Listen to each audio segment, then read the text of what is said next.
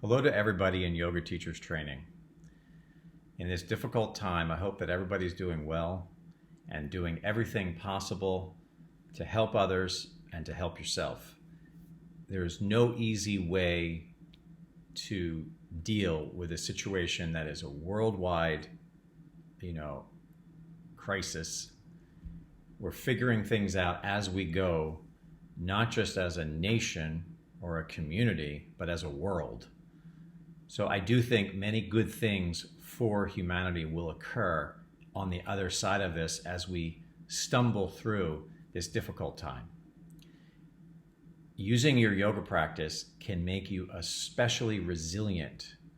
So we will have many emotional reactions when, our life, our livelihood, perhaps people we love, they may be at risk, and we feel the deepest, issues that will cause us to feel frozen or upset or depressed or anxious, all those deep-seated states.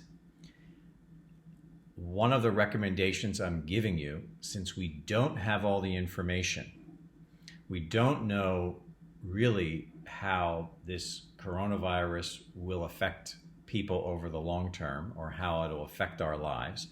We don't know our government's decisions actually because things have changed dramatically, and I've attempted to make this talk to you 5 days ago, then 3 days ago, and finally I'm just throwing my arms up and I'm giving you a talk because I think I do have one message for you on a personal level.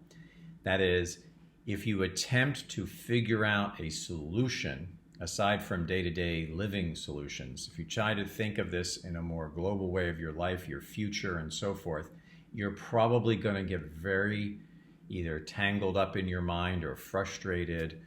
And what I'm noticing is the sixth chakra, which I have been working with to try to think about how are we going to have the yoga center serve everybody when we can't really get together.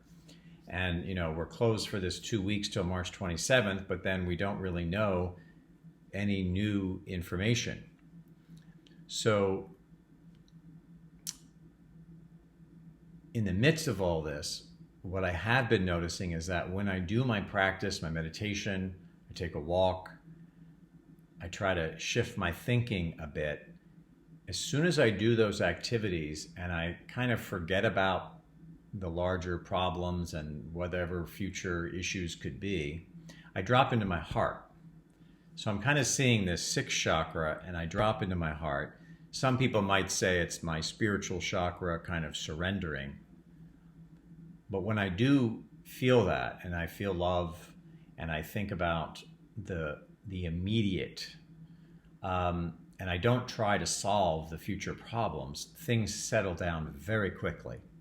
So that would be my recommendation, to not try to figure things out right now since we don't have all the information, and to just kind of deepen your faith, hold love, hold compassion for one another.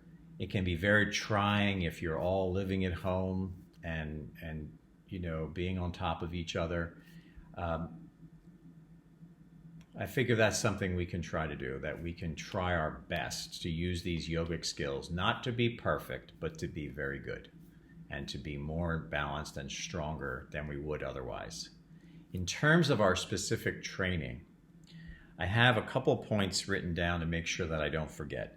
These will be listed in the email, so please read it carefully. We've done our best to be concise and clear. We're going to be adding some extra online courses.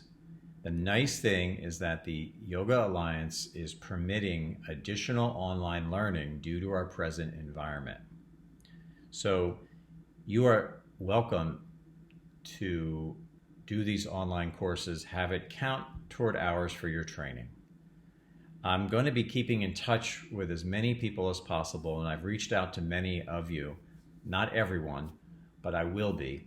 And I want you to know that we can do some extra mentoring as needed to keep you on your learning. If you don't have your particular homework that you could be doing, this is a good time if you're not working, and you can carve out some space to continue your yogic studies so that you can get ahead on the homework side and then we'll be able to do our classroom time when we're back up in operation.